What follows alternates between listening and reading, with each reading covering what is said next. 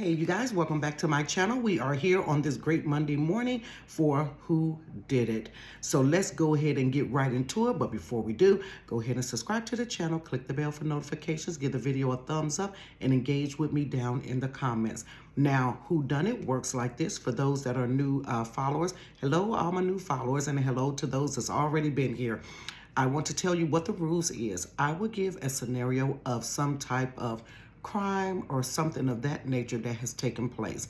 I will give limited details. You have to use your research abilities to find out exactly who am I referring to. Also, I will not delete, but disable the comments for 24 hours. After the 24 hours is up, then I will turn the comments back on. I will post another, I'll turn the comments back on.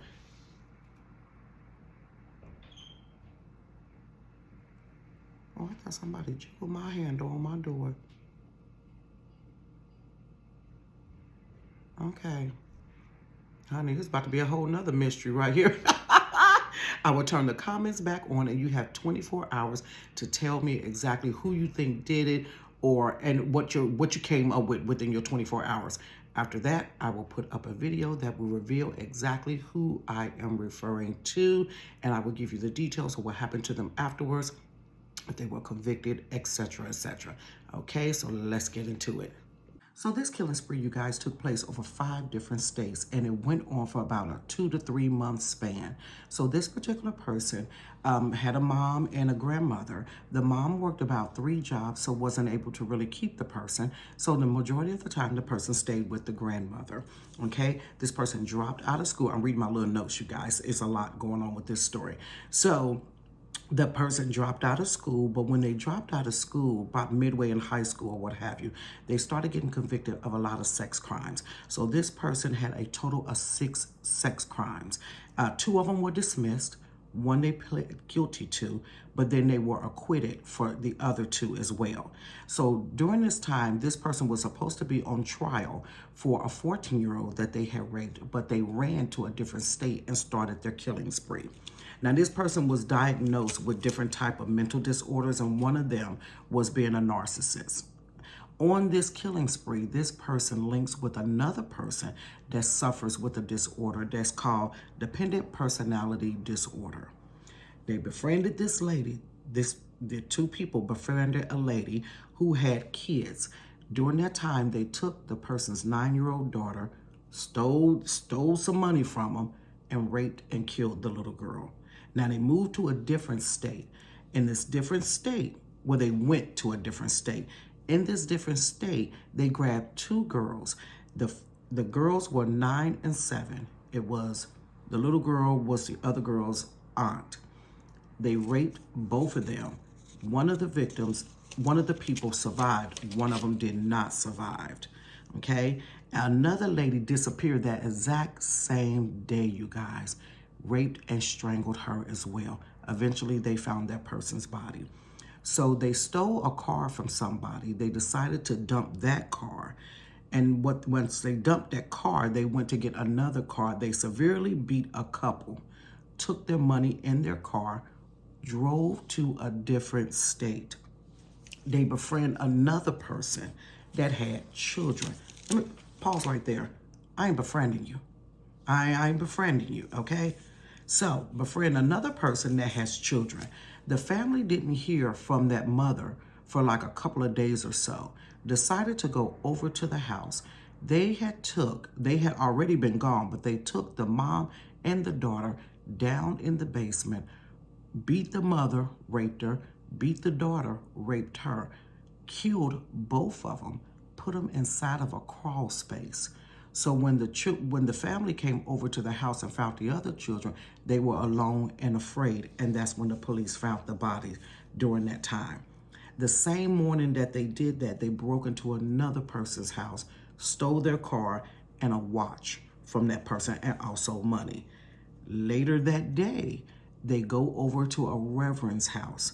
Now, they went with the reverend, him and his wife. They went to a church service together. They left the car that they stole from somebody else earlier that day. Where they left it, it does not say. Had the reverend and his wife drive them to a different state, downtown in that city, and drop them off. A couple of days after they get dropped off in that other state, in that downtown area, they see a girl, they grab hold of her, they raped her, strangled her. But under this girl, they found a bracelet underneath her body that they had stole from somebody else in a different state. By this time, the FBI is looking for them. Now, the FBI normally has the 10 most wanted people, but because of this situation, there's times where the FBI will say 11 most wanted, okay? Now, after they dumped that car, after they killed the girl that they killed the girl, they on bicycles, riding around on bicycles. They come find this person, they called a person and said that they wanted to purchase something from them. You know how you sell something in the news, it had to be on the newspaper or something like that. In the newspaper, you call to meet up with them. So they go to meet up with this person under the guise that they're trying to purchase something from them, beat the couple up and take a car from them, go to a different state.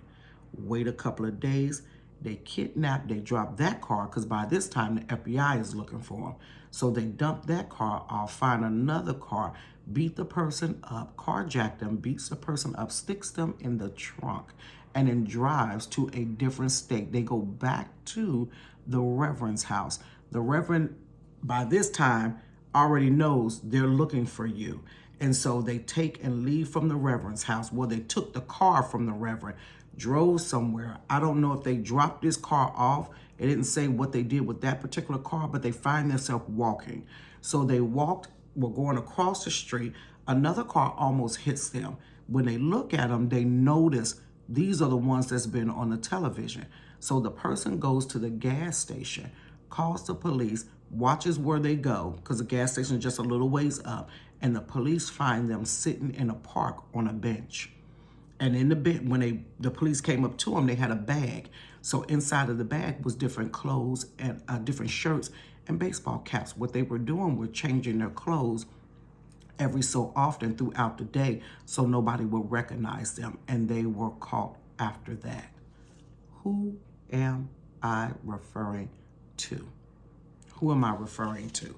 You guys, as I mentioned, the rules here is I'll put the video up, disable the comments, do your research, find out who it is or who you think it is. After 24 hours, which will be Tuesday, I will open up the comments for you to go ahead and discuss.